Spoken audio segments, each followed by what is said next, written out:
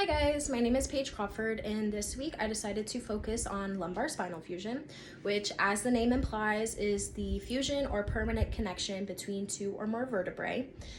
With this procedure, motion between the affected vertebrae is completely eliminated by placing a bone graft or bone-like substance or material in between the affected vertebrae, and this also prevents any stretching of the surrounding nerves, muscles, or ligaments. So the incision for this procedure is made in either one of three ways. So they can either do the incision directly over the spinal column, they can do it on either side of the spine, or they can do an anterior approach where they go make an incision through the abdomen and do the fusion that way. So with the procedure, they will take a bone graft either from a bone bank or from your own pelvis, which is a separate incision, and they will place that in between the vertebrae and then use pins, rods, plates to kind of hold that the vertebrae stable as the bone graft heals. In some instances, the surgeons will not use a bone graft, and instead they use a synthetic substance that they place between the vertebrae that helps promote bone growth and speed up the fusion of the spine or of the vertebrae. So with this procedure, a lot of activities of daily living are impacted because the biggest precaution is the BLT. So no bending, lifting, or twisting is allowed following this procedure. So with that being said, if they need to pick something off the floor instead of bending at the waist, which they shouldn't be doing unless they have proper mechanics anyways, would be then to squat down and pick it up. Sometimes following surgery, that's a little bit hard due to the pain that they're experiencing. So I know a lot of assistive devices are used, such as those claw catchers to pick things up off the ground.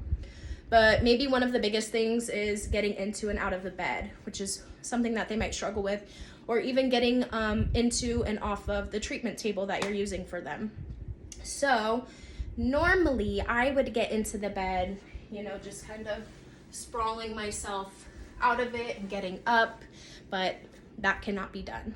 So what you would want to do is teach your patient the proper mechanics so they are safe while getting into and out of the bed or on and off your treatment table. So what you'll have them do is sit on the side of the bed here. You want to make sure that their shoulders and hips are always in line, so no twisting, okay? Shoulders and hips always in line. You want to teach them to engage their core, tighten their core, and engage their core, whatever you want to call it. And so while they're squeezing their core and bracing that, you want to have them put their arms off to the side.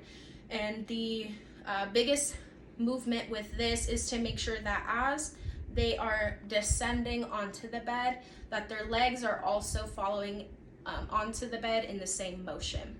So keeping their core tight, they're going to place their arms off to the side and onto the bed. Keeping that tight, they are going to slowly descend, and as they do that, their legs are going to come up with it, and that's how they can lay down. Getting off of the bed, the same thing but reverse. So you'll want to have them swing their legs off, and as they do that, they're going to push off with their arms, keeping that core tight and coming right back to the starting position.